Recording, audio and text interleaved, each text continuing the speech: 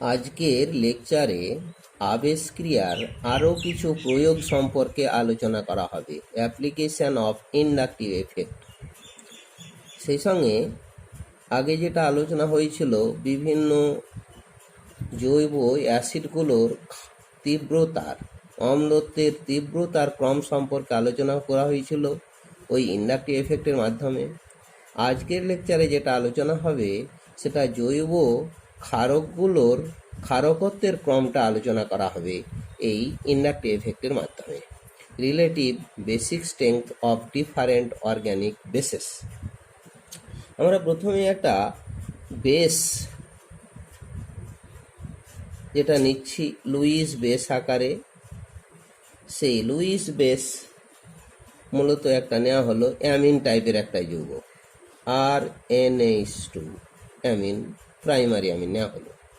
এখন নাইট্রোজেনের উপরে যেহেতু লোন পেয়ার রয়েছে, এই লোন পেয়ারটা খুব সহজেই প্রোটনকে দান করতে পারবে। সুতরাং এর সংস্পর্শে যদি কোনো প্রোটন এসে যায়, তাহলে লোন পেয়ার প্রোটনকে ডোনেট করে দিল, তৈরি হলো RNH3+।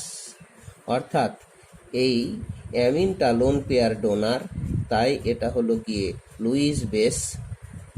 আর সেই সঙ্গে এই বেসটা যখন প্রোটনকে ক্যাপচার করলো, তখন সেটা তৈরি হলো এই বেসটেরই কনজুগেট অ্যাসিড, অনুবন্ধী অ্যাসিড, কনজুগেট অ্যাসিড অনুবন্ধী।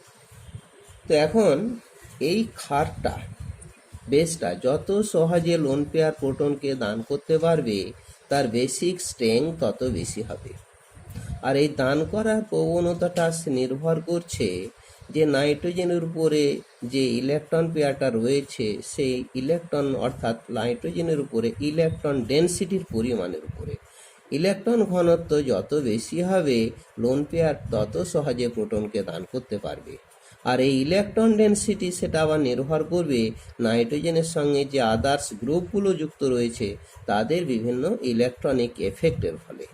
অর্থাৎ এই এফেক্টটা শুধু ইন্ডাকটিভ এফেক্ট নিয়েই যেহেতু আলোচনা করা হচ্ছে, তো তার সঙ্গে যে আর এই গ্রুপটা রয়েছে, এই আর এর যে ইন্ডাকটিভ এফেক্ট, এটা যদি আর-টির প্লাস আই এফেক্ট থাকে, তাহলে ইলেকট্রন ডোনেট করবে এই সিগমা বন্ধন বরাবর, নাইট্রোজেনের উপর ইলেকট্রন ঘনত্ব বাড়বে, তত সহজে প্রোটনকে দান করবে, এর বেসিসিটি তত বৃদ্ধি পাবে।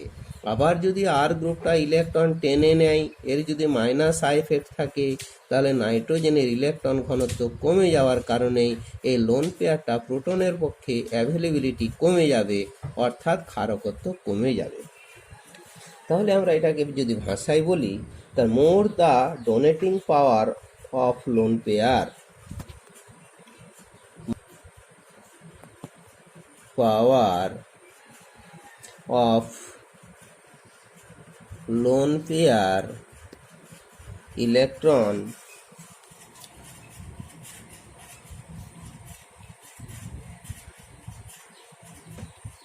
on nitrogen atom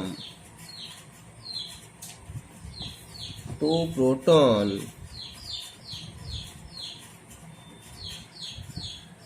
more is the basic strength of amine. More basic strength of amine, অ্যামিনের বেসিক স্ট্রেংথ তত বেশি হবে। এবারে এই নাইট্রোজেনের এই লোন পেয়ারটা ডোনেটিং পাওয়ারটা, অর্থাৎ donating power of lone pair, donating power of lone pair electron on nitrogen atom depends on the electron density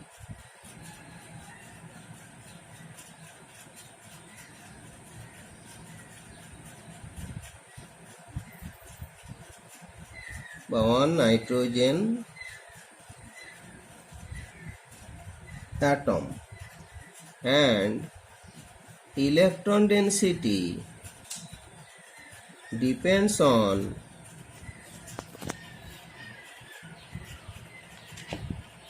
on the electronic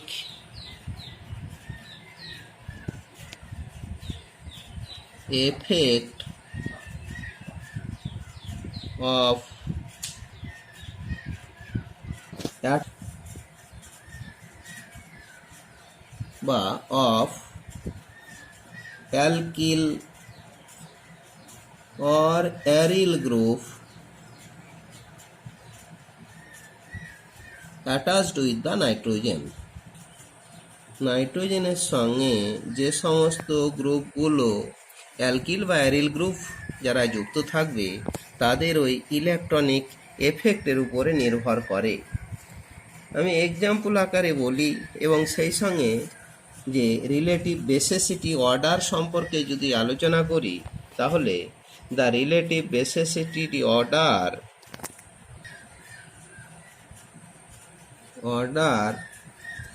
of different amine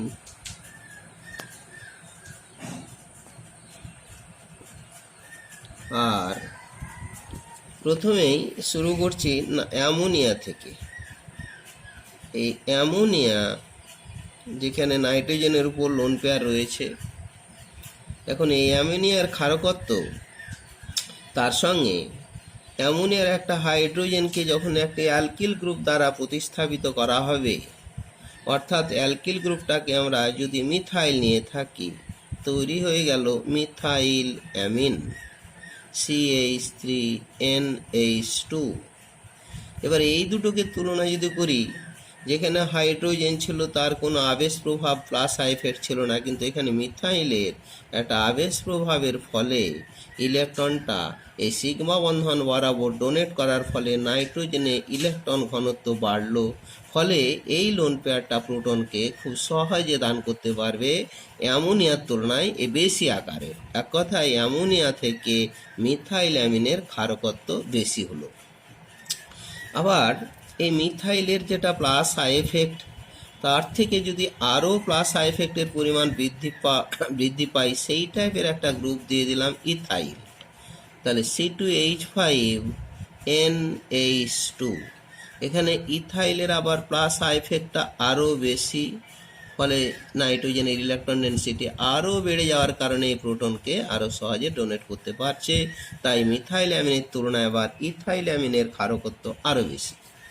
পরবর্তীতে যদি নাইট্রোজেনের সঙ্গে দুটো অ্যালকিল গ্রুপ যুক্ত করে দেওয়া হয়, নাইট্রোজেনে এদিকে একটা মিথাইল, এখানে আর একটা মিথাইল, আর একটা হাইড্রোজেনকে রেখে দেওয়া হলো, ফলে দুটো মিথাইল গ্রুপ সম্মিলিতভাবে প্লাস আই এফেক্টের ফলে নাইট্রোজেনের ইলেকট্রন ঘনত্ব আরও বাড়লো, তাই ক্ষারকত্ব আরও বৃদ্ধি পেল। এরপরে যদি দেখা যায় যে তিনটেকেই আমরা বিশেষ করে মিথাইল গ্রুপ করে দেওয়া হয়, তিনটেকে বলতে গিয়ে CH3NCH3CH3 অর্থাৎ ট্রাইমিথাইল অ্যামিন যদি নেওয়া হয়, একটা টার্সিয়ারি অ্যামিন নেওয়া হয়, তাহলে তিনটে মিথাইল গ্রুপের এই প্লাস আই এফেক্টের ফলে নাইট্রোজেনের ইলেকট্রন ডেনসিটি সবচেয়ে বেশি বৃদ্ধি পেল, তাই এর বেসিসিটি আরও বেশি হলো। এটা এইভাবে মিথাইলের পরিবর্তে ইথাইলগুলো নেওয়া হলে আরও বেশি হবে। বেশ, এইভাবে পরপর বাড়তে থাকবে। বা ইথাইল এক করেই দেওয়া হলো C2H5N, তারপরে দুটোকে মিথাইলই রাখা হলো, সেক্ষেত্রে ক্ষারকত্ব বাড়লো। এই যে এই অর্ডারটা, সে শুধুমাত্র ইন্ডাকটিভ এফেক্টের উপরে ভিত্তি করে ক্ষারকত্বের যে ক্রমটা, এটা শুধু গ্যাসিয়াস স্টেটের ক্ষেত্রে বা কোনো অ্যাপ্রোটিক সলভেন্টের ক্ষেত্রে প্রযোজ্য। এটা অ্যাপ্লিকেবল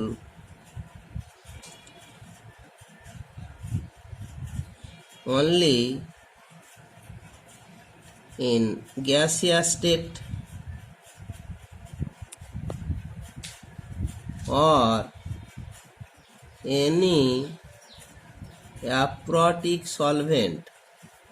প্রোটনবিহীন যে সমস্ত সলভেন্ট রয়েছে, যে সমস্ত সলভেন্টগুলো হাইড্রোজেন বন্ধন গঠন করতে পারে না, তাদেরকে অ্যাপ্রোটিক সলভেন্ট বলে। যেমন যে ক্লোরোবেঞ্জিন C6H5Cl, এটা একটা উপযুক্ত অ্যাপ্রোটিক সলভেন্ট। টলুইন C6H5CH3 এটসেট্রা, এই জাতীয় benzene, carbon tetrachloride, carbon disulphide, ether, এই যাবতীয় সলভেন্টগুলো হলো গিয়ে অ্যাপ্রটিক সলভেন্ট। সুতরাং এই সলভেন্টের দ্রবীভূত অবস্থায় এই অ্যামিনগুলোর ক্ষারকত্বের ক্রমটা এটাই হবে। আবার যদি আরও একটা এক্সাম্পল নিয়ে থাকি, এটাকে 1 নম্বর এক্সাম্পল আকারে বলি, এটা 2 নম্বর এক্সাম্পল আকারে একটা মিথাইল অ্যামিন CH3NH2, এই মিথাইলের যে কার্বন রয়েছে সেই কার্বনে আবার যদি একটা মাইনাস আই এফেক্ট সম্পন্ন গ্রুপ অর্থাৎ ফ্লুরিন নেওয়া হয়, তাহলে ফ্লোরোমিথাইল অ্যামিন এর ক্ষারকত্ব এটা এর মাইনাস আই এফেক্টের ফলে এই নাইট্রোজেনের লোন পেয়ারটাকে বেশি করে টেনে নেবে। কার তুলনায়? যদি এখানে একটা ক্লোরিন নেওয়া হয়, ক্লোরোমিথাইল অ্যামিন ClCH2NH2। সুতরাং এই ফ্লোরোমিথাইল অ্যামিনে বেশি করে ইলেকট্রন টেনে নিচ্ছে, ক্লোরিন অতটা ইলেকট্রন টানতে পারছে না, তাই ক্লোরোমিথাইল অ্যামিনের ক্ষারকত্ব ফ্লোরোমিথাইল থেকে বেশি। একইভাবেই যদি ব্রোমোমিথাইল অ্যামিন নেওয়া হয় BrCH2NH2, আরও বেশি হয়ে গেল। পরবর্তীতে আয়োডোমিথাইল অ্যামিন ICH2NH2, এইভাবে বেড়ে গেল। আর তা থেকে যদি আবার একটা ইলেকট্রন ডোনেটিং গ্রুপ হিসেবে আবার সে হাইড্রোজেনে দেওয়া হলো CH2NH2, আরও বাড়লো। এই হাইড্রোজেনটাকে আবার যদি একটা মিথাইল দেওয়া হলো CH3CH2NH2, এইভাবে ক্রমশই ক্ষারকত্ব বেড়ে যাবে। এবারে আমরা আরও একটা এক্সাম্পল নিচ্ছি, যেখানে একটা অ্যালিফ্যাটিক অ্যামিন আর একটা aromatic amine. Aliphatic amine in general term হিসাবে যদি নেওয়া হয় RNH2, আর তার সঙ্গে অ্যারোমেটিক অ্যামিন হিসেবে অ্যানিলিন নেওয়া হয় C6H5NH2। অ্যানিলিন, এখন অ্যানিলিনে নাইট্রোজেনের উপর লোন পেয়ারটা এই বেঞ্জিন বলয়ের সঙ্গে রেজোন্যান্স অংশগ্রহণ করবে। আচ্ছা, রেজোন্যান্সের অবশ্য ক্ষেত্রে তখন আলোচনা করা হবে। এক্ষেত্রে শুধু ইন্ডাকটিভ এফেক্টের ব্যাপারটাই বলি, যে আর এর একটা প্লাস আই এফেক্ট রয়েছে অ্যালকিল, অর্থাৎ অ্যালকিল অ্যামিন যেটা, তো এই প্লাস আই এফেক্টে আর ইলেকট্রন ডোনেট করছে নাইট্রোজেনকে, স্বাভাবিকভাবে নাইট্রোজেনের ইলেকট্রন ডেন্সিটি বেড়ে গেল। আর ফিনাইল গ্রুপের কিন্তু একটা দুর্বল মাইনাস আই এফেক্ট রয়েছে, ঋণাত্মক আবেশক্রিয়া রয়েছে। ফিনাইল গ্রুপ বরং NH2 গ্রুপ থেকে ইলেকট্রন টেনে নিচ্ছে, তাই ফিনাইল গ্রুপের ক্ষেত্রে বা অ্যানিলিনের ক্ষেত্রে নাইট্রোজেনের ইলেকট্রন ডেন্সিটি কম, আর অ্যালকিল অ্যামিন অ্যালিফ্যাটিক অ্যামিনগুলোর ক্ষেত্রে নাইট্রোজেনের ইলেকট্রন ডেন্সিটি বেশি। ফলে স্বাভাবিকভাবে অ্যালিফ্যাটিক অ্যামিনগুলোর তুলনায় অ্যারোমেটিক অ্যামিনগুলোর ক্ষারকত্ব অনেক গুণেই কম, বা অ্যারোমেটিক অ্যামিনের তুলনায় অ্যালিফ্যাটিক অ্যামিনের ক্ষারকত্ব অনেক বেশি।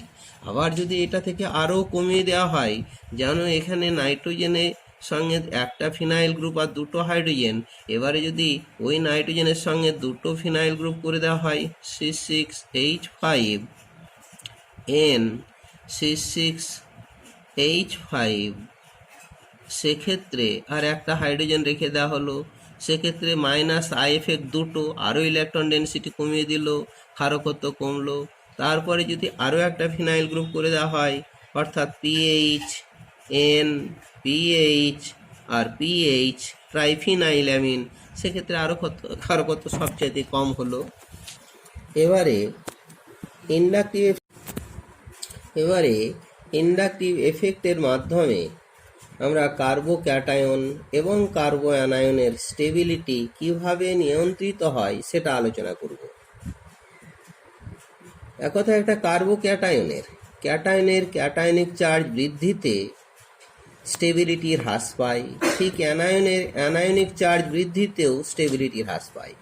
আর ক্যাটায়নিক চার্জ যদি হ্রাস পায় বা অ্যানায়নিক চার্জ যদি হ্রাস পায়, তাহলে সেক্ষেত্রে স্টেবিলিটি বৃদ্ধি পায়। তাহলে চার্জ বৃদ্ধিতে স্টেবিলিটি হ্রাস পাবে, চার্জ হ্রাসে স্টেবিলিটি বৃদ্ধি পাবে। দ্য স্টেবিলিটি অফ, অর্থাৎ সি নম্বর পয়েন্ট। এখন কার্বোক্যাটায়ন হলো গিয়ে কার্বনের উপরে পজিটিভ চার্জ থাকলেই তাকে কার্বোক্যাটায়ন বলা হয়, আর কার্বোঅ্যানায়নের ক্ষেত্রে কার্বনের উপরে যদি নেগেটিভ চার্জ অবস্থান করে তাহলে তাকে কার্বোঅ্যানায়ন বলা হয়। তো সেই কার্বোক্যাটায়ন বা কার্বোঅ্যানায়নের স্টেবিলিটি পুরোপুরি তাদের চার্জের পরিমাণের উপর নির্ভর করে। দ্য স্টেবিলিটি অফ কার্বোক্যাটায়ন, যেটাকে আর প্লাস দিয়ে রিপ্রেজেন্ট করা হয়, অ্যান্ড কার্বোঅ্যানায়ন আর মাইনাস দিয়ে রিপ্রেজেন্ট করা হয়, এটা increases with decreasing cationic and anionic charges, and their stability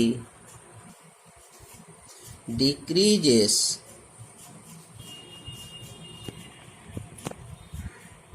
with increasing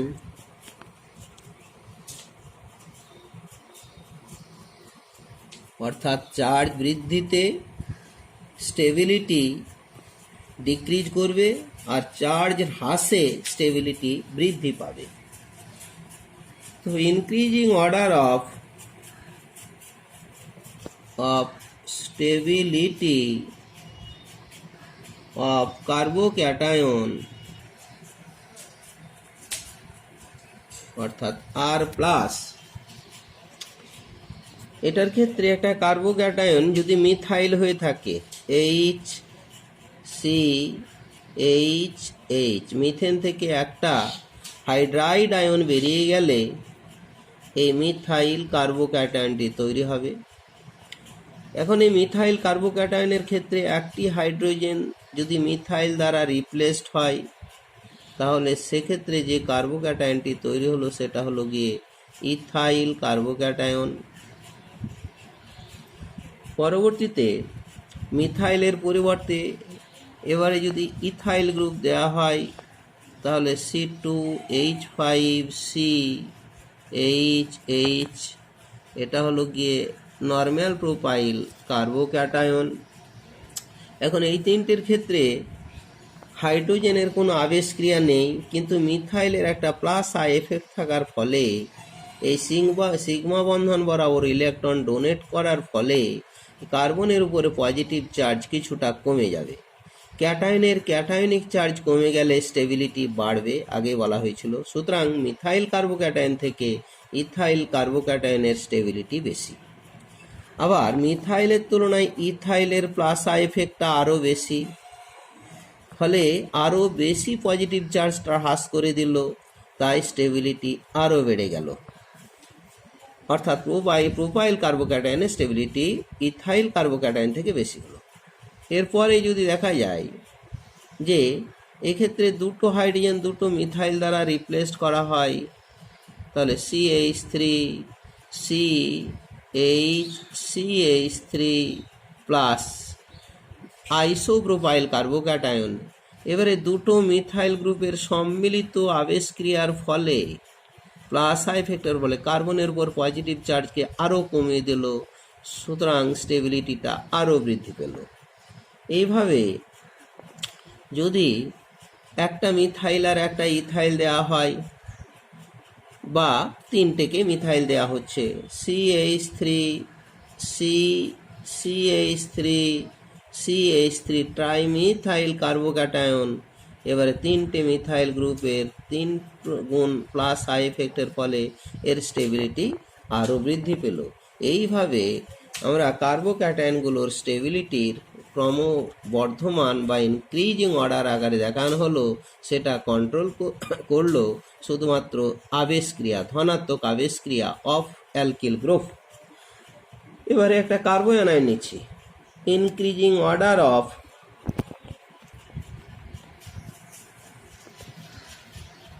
stability of carbanion আর মাইনাস। এক্ষেত্রে এটা কার্বনের উপর নেগেটিভ চার্জ, অর্থাৎ যদি একটা যৌগ নেওয়া হলো CH3 আর এখানে একটা হাইড্রোজেন নিলে এটা হলো আইসোবিউটেন। এখন হাইড্রোজেনটা যদি প্রোটন আকারে বেরিয়ে যায় তাহলে ওই ইলেকট্রন জোড় কার্বনের উপর অবস্থান করলো, নিয়ে তৈরি হলো টারসিয়ারি বিউটাইল কার্বোঅ্যানায়ন। তাহলে এখানে যে অ্যানায়নটা তৈরি হলো টারসিয়ারি বিউটাইল কার্বোঅ্যানায়ন, আর এখানে যেটা তৈরি হলো মানে ক্যাটায়ন আকারে সেটা টারসিয়ারি বিউটাইল কার্বোক্যাটায়ন, নামটা অবশ্য দেওয়া হয়নি। আচ্ছা, এখন এই কার্বোঅ্যানায়নের স্টেবিলিটি তার রেসপেক্টে যদি দুটো মিথাইল দিয়ে কার্বোঅ্যানায়নটি তৈরি হয় CH3 নিয়ে মাইনাস, তারপরে পরবর্তীতে যদি একটি ইথাইল দেওয়া হয় C2H5CH2 মাইনাস, পরবর্তীতে এবার একটা মিথাইল দিয়ে কার্বোঅ্যানায়নটা তৈরি হলো CH3CH2 মাইনাস, তারপরে শুধুমাত্র মিথাইলের উপরে মাইনাস দেওয়া হলো। এখন এই যে 5টি কার্বোঅ্যানায়ন দেওয়া হলো, এটা তো হলো গিয়ে টারসিয়ারি বিউটাইল কার্বোঅ্যানায়ন, এটা হলো আইসোপ্রোপাইল কার্বোঅ্যানায়ন, এটা নরমাল প্রোপাইল কার্বোঅ্যানায়ন, ইথাইল কার্বোঅ্যানায়ন, মিথাইল কার্বোঅ্যানায়ন। এটার ক্ষেত্রে এই যে মিথাইলের উপরে যে চার্জটা রয়েছে তার সঙ্গে যে হাইড্রোজেনগুলো রয়েছে তাদের ক্ষেত্রে কোনো আবেশক্রিয়া নেই, এদের আবেশক্রিয়া 0, ফলে কার্বনের উপরে অ্যানায়নিক চার্জের পরিমাণ যতটা, তার তুলনায় এই যে ইথাইল কার্বোঅ্যানায়নের মধ্যে আবার এই মিথাইল গ্রুপের প্লাস আই এফেক্টের ফলে ও কিছুটা ইলেকট্রন পুশ করেছে, ঠেলে দিয়েছে, এক কথায় অ্যানায়নের অ্যানায়নিক চার্জ বেড়ে গেল। বেড়ে যাওয়ার কারণেই আমরা বলেছি অ্যানায়নের অ্যানায়নিক চার্জ বৃদ্ধি পেলে স্টেবিলিটি হ্রাস পায়। তাহলে ইথাইল কার্বোঅ্যানায়নের তুলনায় বরং মিথাইল কার্বোঅ্যানায়নের স্টেবিলিটি বেশি। আবার ইথাইলের যে প্লাস আই এফেক্ট, এখানে মিথাইলের যে প্লাস আই এফেক্ট, ইথাইলের প্লাস আই এফেক্টটা আরও বেশি, এখানে অ্যানায়নিক চার্জ আরও বেড়ে গেল, তাই এর স্টেবিলিটি এর থেকে কমে গেল। ঠিক পরবর্তীতে এই যে আইসোপ্রোপাইল কার্বোঅ্যানায়নের ক্ষেত্রে দুটো মিথাইল গ্রুপ দ্বিগুণ পরিমাণে ইলেকট্রন ঠেলে দিয়ে অ্যানায়নের অ্যানায়নিক চার্জ আরও বেড়ে গেল, তাই এর স্টেবিলিটি এর তুলনায় কমলো, অর্থাৎ এর বেশি এর কম। এই আর এটার ক্ষেত্রে আরও কম হলো, কেন সবচাইতে এই কার্বোঅ্যানায়নের অ্যানায়নিক চার্জ সবচাইতে বেশি, 3টে মিথাইল গ্রুপ ইলেকট্রন ঠেলে দিচ্ছে, তাই এটা হচ্ছে গিয়ে আপাতত মোস্ট আনস্টেবল কার্বোঅ্যানায়ন, আর মিথাইলটা হচ্ছে মোস্ট স্টেবল কার্বোঅ্যানায়ন। আরও একটা এক্সাম্পল যদি দেওয়া হয় ক্ষেত্রে, এটাকে 1 নম্বরে এক্সাম্পল আকারে বলি। আচ্ছা, আরও একটা সিরিজ যদি দেওয়া হয়, ওই মিথাইলের যদি একটি আয়োডিন দ্বারা রিপ্লেসড করা হয় CH2 মাইনাস, আর তার সঙ্গে একটা হাইড্রোজেনকে আয়োডিন দ্বারা রিপ্লেসড করা হলো। এখন আয়োডিনের এই মাইনাস আই এফেক্টের ফলে এই অ্যানায়নের অ্যানায়নিক চার্জ কমে গেল, তার তুলনায় যদি অ্যানায়নের অ্যানায়নিক চার্জ আরও কমে, তাহলে সেক্ষেত্রে অ্যানায়নের এটা স্টেবিলিটি বেড়ে যাবে। তাহলে আরও কমতে গিয়ে আয়োডিনের পরিবর্তে এখানে যদি ব্রোমিন দেওয়া হয়, তাহলে BrCH2 মাইনাস এখানে আরও বেশি করে ইলেকট্রন টেনে নিল, তাই এর চার্জটা আরও কমলো অ্যানায়নের, তাই স্টেবিলিটি বাড়লো, এর তুলনায় এর স্টেবিলিটি বেশি হলো। পরে যদি আমরা ব্রোমিনের পরিবর্তে ক্লোরিন দিয়ে থাকি, তাহলে ClCH2 মাইনাস এর স্টেবিলিটি আরও বাড়লো। এখানে যদি ফ্লোরিন দেওয়া হয় CH2 মাইনাস আরও বেড়ে গেল। যদি আবার দুটো ফ্লোরিন দেওয়া হয় FCFH এ আরও বেড়ে গেল। আবার 3টে ফ্লোরিন দিয়ে দিলে FCFF মাইনাস আরও বেড়ে গেল। তো এভাবে প্লাস আই বা মাইনাস আই এফেক্ট সম্পন্ন গ্রুপ এর সঙ্গে যুক্ত করে এদের স্টেবিলিটি হ্রাস বৃদ্ধি করা যাবে। আরও একটা পয়েন্ট ইন্ডাকটিভ এফেক্টের যে প্রয়োগ, সেই প্রয়োগ হিসেবে বলা হয়েছিল যে কার্বনিল কম্পাউন্ডগুলো নিউক্লিওফিলিক অ্যাডিশন রিয়াকশানের ক্ষেত্রে পুরোপুরি নিয়ন্ত্রিত হয় ইন্ডাকটিভ এফেক্টের মাধ্যমে। এক কথায় নিউক্লিওফিলিক অ্যাডিশন রিয়াকশানের ক্ষেত্রে কার্বনিল গ্রুপগুলোর রিয়াক্টিভিটিটা নির্ভর করে আবেশ ক্রিয়ার মাধ্যমে। সেই ডি নম্বর পয়েন্টের ক্ষেত্রে reaction of carbonyl compound with nucleophilic reagent, একটা কার্বনিল কম্পাউন্ড প্রথমেই নিচ্ছি আর CH2, এটার ক্ষেত্রে একটা নিউক্লিওফাইল অর্থাৎ নিউক্লিওফিলিক রিএজেন্ট হাইড্রোজেন সাইনাইড, এটা বিয়োজিত হয়ে H+, এটা ইলেকট্রোফাইল, আর সাইনাইডটা হলো গিয়ে নিউক্লিওফাইল।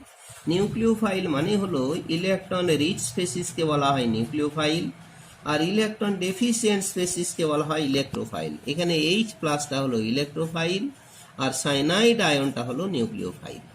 তো এই HCN অর্থাৎ H+ আর CN- এই কার্বনিল কম্পাউন্ডের সঙ্গে যখন যুক্ত হবে তখন সেটা যুক্ত হবে কে আগে। তো এই হাইড্রোজেন যদি এর ক্ষেত্রে অক্সিজেনের সঙ্গে যুক্ত হয়, আর তার আগে বলি এই অক্সিজেন তার তড়িৎ ঋণাত্মকতার কারণে এই পাই ইলেকট্রনটাকে বা সিগমা এবং পাই দুটো ইলেকট্রনটাকে বেশি করে টেনে নেওয়ার ফলে অক্সিজেন প্রান্তে আংশিক নেগেটিভ চার্জ আর কার্বন প্রান্তে আংশিক পজিটিভ চার্জ। এখন H+টা যদি আগে যুক্ত হয় তাহলে অক্সিজেনের সঙ্গে যুক্ত হবে, আর সাইনাইড আয়নটা যদি যুক্ত হয় তাহলে পজিটিভ চার্জগ্রস্ত কার্বনের সঙ্গে যুক্ত হবে। এবারে কোন পার্টটা রিয়াক্টিভ পার্ট? এদের মধ্যে অক্সিজেন তার ইলেকট্রনের প্রতি আসক্তি থাকার ফলে কিছুটা ইলেকট্রন এখানে টেনে নেওয়ার ফলে সেই ইলেকট্রোমেরিক এফেক্ট হোক বা ইন্ডাকটিভ এফেক্ট হোক, সেক্ষেত্রে বেশি টেনে নেওয়ার ফলে অক্সিজেনের যে ইলেকট্রনের প্রতি যে একটা চাহিদা ছিল সেটা মিটে গেল, বরং কার্বন পজিটিভ চার্জগ্রস্ত হয়ে যাওয়ার ফলে কার্বনের ইলেকট্রন নেগেটিভিটির মান খুব বেশি হয়ে যায়, ইলেকট্রনের প্রতি আসক্তি খুব বেশি হয়ে যায়। তাই খুব সহজেই অ্যানায়নটাই আগে এই পজিটিভ চার্জগ্রস্ত কার্বনের সঙ্গে যুক্ত হবে। তাহলে প্রথমে এখানে যুক্ত হয়ে গেল, নিয়ে তৈরি হলো Rc, আর যখনই যুক্ত হবে এই পাই ইলেকট্রনটাকে অক্সিজেন সঙ্গে সঙ্গে টেনেও নেবে, নিয়ে তৈরি হলো গিয়ে RCO- CN আর H রয়েছে। সাইনাইড অর্থাৎ নিউক্লিওফাইলটা যুক্ত হয়ে গেল, পড়ে রইল আর ইলেকট্রোফিলিক পার্টটা অর্থাৎ H+, এই পার্টটা। এই H+ পার্টটা এবার খুব সহজেই এই নেগেটিভ চার্জগ্রস্ত এই যে এই চার্জে নেগেটিভ চার্জ অর্থাৎ ইলেকট্রন জোড়ের সঙ্গে যুক্ত হয়ে গেল। এটা কিন্তু অতি দ্রুত গতি সম্পন্ন ধাপ, ফার্স্টে। এখন বিক্রিয়ার হারটা নির্ভর করে মন্থর গতি সম্পন্ন ধাপের উপরে। তো প্রথম ধাপটাই হলো গিয়ে মন্থর গতি স্লোয়েস্ট স্টেপ, এটাই হচ্ছে গিয়ে স্লোয়েস্ট স্টেপ, আর এই স্লোয়েস্ট স্টেপটাই হলো গিয়ে রেট ডিটারমাইনিং স্টেপ, হার নিয়ন্ত্রণকারী ধাপ। এইটার দ্বারা পুরো রিয়াকশানের রেটটা নির্ভর করে। এই স্টেটে রেট অফ এটা যত দ্রুত গতিতে নিউক্লিওফাইল যুক্ত হবে সামগ্রিক বিক্রিয়ার হার তত বেশি হবে। এবার এই ফার্স্ট স্টেপে প্রোটনটা যুক্ত হয়ে গেল, নিয়ে তৈরি হলো RCOH HCN, যে যৌগটা তৈরি হলো এটা সাইনোহাইড্রিন।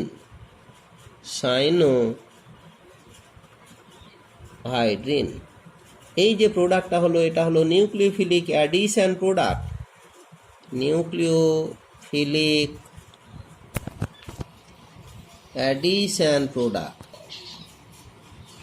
এটার ক্ষেত্রে এই মন্থর গতি সম্পন্ন ধাপে যেহেতু নিউক্লিওফাইলটা যুক্ত হয়েছে তাই এটা নামটাই হলো নিউক্লিওফিলিক অ্যাডিশন প্রোডাক্ট। যদি মন্থরগতি সম্পন্ন ধাপে ইলেকট্রোফাইলটা যুক্ত হতো তখন কিন্তু ইলেকট্রোফিলিক অ্যাডিশন প্রোডাক্ট হয়ে যেত।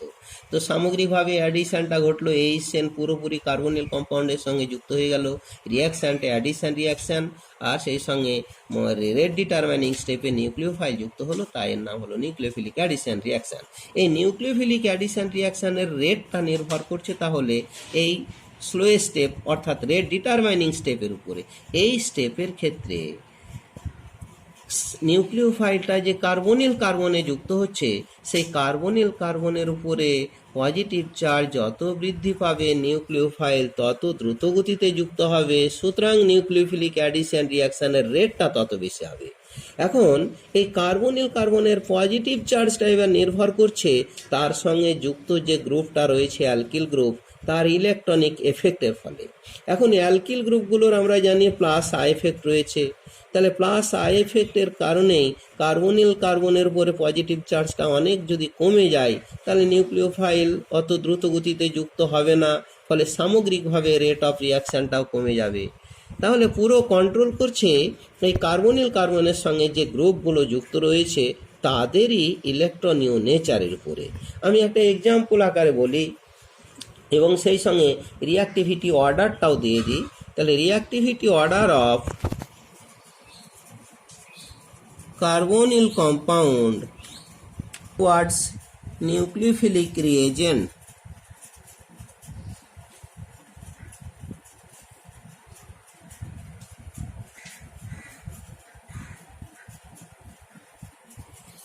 কতগুলো কার্বনিল কম্পাউন্ড এখানে দেওয়া হচ্ছে। প্রথমেই নিলাম ফর্মালডিহাইড HCHO, তারপরেরটা নিলাম অ্যাসিটালডিহাইড অর্থাৎ ফর্মালডিহাইডের একটা হাইড্রোজেন মিথাইল দ্বারা রিপ্লেসড হলো অ্যাসিটালডিহাইড। এবারে ফর্মালডিহাইডের ক্ষেত্রে এই কার্বনিল কার্বনের উপরে যে পরিমাণে পজিটিভ চার্জ সৃষ্টি হবে, অ্যাসিটালডিহাইডের ক্ষেত্রে পজিটিভ চার্জটা অনেকটাই কমে গেল। কেন? মিথাইলের একটা প্লাস আই এফেক্ট রয়েছে, এই আই এফেক্টের ফলে এটা পজিটিভ চার্জ কমে যাওয়ার কারণে এখানে নিউক্লিওফাইলটা তুলনামূলকভাবে মন্থর গতিতে অ্যাটাক করবে, এখানেই বরং দ্রুত গতিতে অ্যাটাক করবে। সুতরাং রিঅ্যাক্টিভিটি অর্ডারটা হলো গিয়ে নিউক্লিওফাইলের প্রতি ফর্মালডিহাইডের বেশি, অ্যাসিটালডিহাইডের আরও কম। এবারে মিথাইলের পরিবর্তে যদি ইথাইল গ্রুপটা করে দেওয়া হয় C2H5CHO, তাহলে ইথাইলের প্লাস আই এফেক্ট আরও বেশি, কার্বনিল কার্বনের পজিটিভ চার্জটা আরও কমিয়ে দিল, ফলে স্বাভাবিক রিঅ্যাক্টিভিটি আরও কমে গেল। এর পরবর্তীতে যদি আবার দুটো মিথাইল গ্রুপ করে দেওয়া হয় CH3CO CH3, তাহলে সম্মিলিতভাবে দুটো মিথাইল গ্রুপের প্লাস আই এফেক্টের ফলে আরও কার্বনিল কার্বনের উপর পজিটিভ চার্জ কমলো, তাই রিঅ্যাক্টিভিটি আরও কমলো। এবারে যদি একটা ইথাইলের একটা মিথাইল করে দেওয়া হয় C2H5COCH3, তাহলে সেক্ষেত্রে আরও কমলো। এইভাবে দুটো ইথাইল করে নিলে C2H5 ডাই ইথাইল কিটন, তাহলে সেক্ষেত্রে আরও কমছে। তারপরে দুটোকে আইসোপ্রোপাইল গ্রুপ করে দেওয়া হলো CH3 নিয়ে COCH ডাই আইসোপ্রোপাইল কিটন, আর প্লাস আই এফেক্ট আরও বেড়ে যাওয়ার কারণেই কমতেই থাকছে। একে যদি টার্সিয়ারি বিউটাইল গ্রুপ করে দেওয়া হয় CH3 নিয়ে CO, তারপরে CH3 ডাই টার্সিয়ারি বিউটাইল কিটনের ক্ষেত্রে এখানে দুটো টার্সিয়ারি বিউটাইল গ্রুপের প্লাস আই এফেক্টের মান এতটাই বেশি, কার্বনিল কার্বনের পজিটিভ চার্জকে প্রায় সম্পূর্ণই কমিয়ে দেবে, তাই নিউক্লিওফিলিক অ্যাটাক প্রায় সম্ভব হবে না বললেই চলে। সুতরাং এর রিঅ্যাক্টিভিটি অর্ডার আরও অনেক কমে গেল। এই হলো গিয়ে নিউক্লিওফিলিক রিয়েজেন্টের প্রতি কার্বনিল কম্পাউন্ডের রিঅ্যাক্টিভিটির যে অর্ডার, সেটা পুরো কন্ট্রোল করছে এই বিভিন্ন অ্যালকিল গ্রুপগুলোর এই প্লাস আই এফেক্টের উপরে। আজকে এখানেই শেষ করা হলো।